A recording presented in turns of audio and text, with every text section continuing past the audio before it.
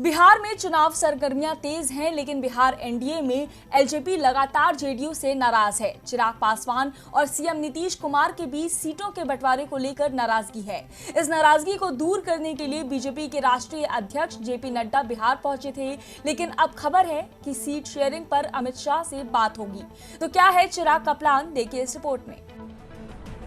बिहार में एनडीए में एलजेपी लगातार सीएम नीतीश कुमार पर ही हमलावर है। चिराग और नीतीश के बीच सब कुछ ठीक नहीं चल रहा है। मसला है सीट शेयरिंग का, जिस पर चिराग तेवर अपनाए हुए हैं। इसी बीच शनिवार को बीजेपी के राष्ट्रीय अध्यक्ष जेपी नड्डा पटना पहुंचे और उन्होंने नीतीश कुमार से मुलाकात की, लेकिन सीट शेयरिंग पर कोई बात नहीं बनी।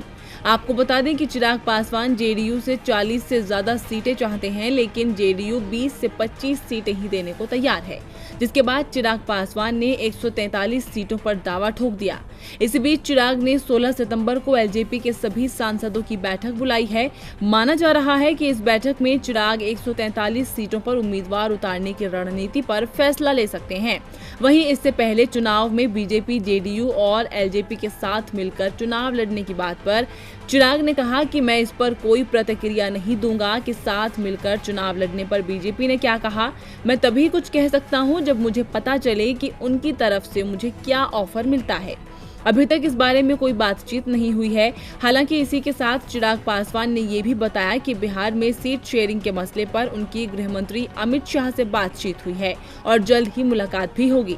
तो जाहिर है कि बिहार एनडीए में चल रही सीट शेयरिंग की खटपट में अमित शाह भी मैदान में उतर सकते हैं।